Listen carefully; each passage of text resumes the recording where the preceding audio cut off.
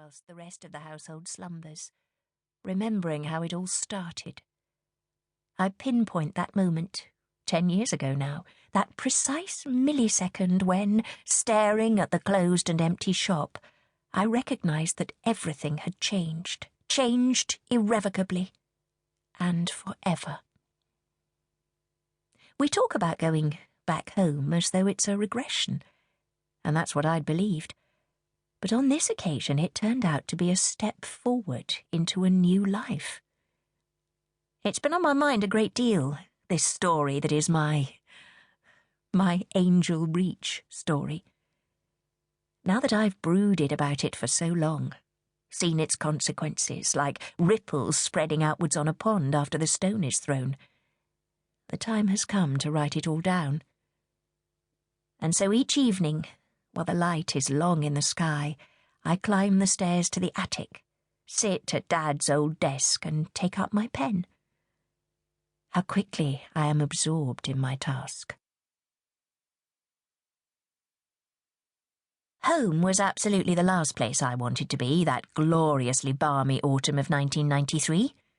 Given the choice, I'd have picked an old palazzo apartment in Venice, perhaps, or a neat townhouse pension in Heidelberg, or some glittering high-rise hotel in New York or Tokyo. Somewhere different, exotic, where I could live entirely in the present and forget the past. But sometimes life doesn't give us a choice. And so I found myself in London again. A desolate homecoming, given the circumstances. Yet, knowing what I do now, I can see that the timing was exactly right. The day before, when Zack finally tracked me down with the news, I'd been in Athens, dozing away a baking afternoon in a hostel in the older part of the city. The caretaker's son, a wary, tongue-tied 16-year-old, had tapped on the door, then led me to the phone in a cool tiled recess of the reception lobby. "Fran! Finally!" cried the voice down the line. "Zack, what's the matter?" I'd have known that Scottish burr anywhere. Zack was Dad's assistant at Minster Glass. "Why the heck don't you pick up your messages?" No, how are you, or I haven't seen you for months. In fact, he sounded so agitated that I didn't bother to ask where he'd left messages or how he'd found my number here. I didn't get any messages, that's why. Zack, what is it? But I knew instinctively what was wrong. The annoyance went out of Zack's voice, to be replaced by desperation. "You've got to come home. Now. Your father's in hospital, and this time it's not just one of his funny turns. Fran, it's a stroke. A bad one." As I packed that evening, I tried to think straight. There was no one in Athens I needed to contact. The concert tour had finished a few nights ago. The orchestra had dispersed the next morning, everybody air-kissing in the hotel lobby and promising to keep in touch. Nick went too. I had decided some time before to find somewhere cheaper to stay on for a few days' holiday, and he found me out as I loitered miserably, envying other people's excitement at going home. He smiled, his expression soft, then kissed me chastely on the cheek and muttered, "Goodbye.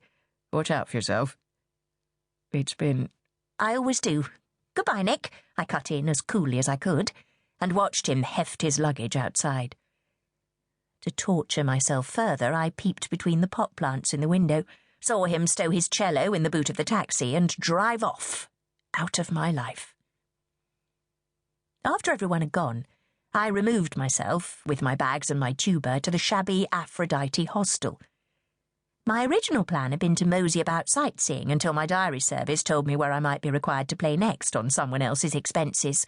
Somewhere glamorous, I hoped, Munich, Rio, or Paris. But in the event I was so downcast I couldn't summon the energy to trudge round the tourist spots. And then Zack rang and everything changed once more. So here I was, outside our old shop in Greycoat Square, my fingers remembering the trick of working the keys. Minster Glass, the place where I was born. I don't mean that literally, of course. That had been 30 years ago in the same hospital where my father lay now. The same hospital, probably, where my mother had died when I was tiny. It is a strange, secret area, this part of Westminster.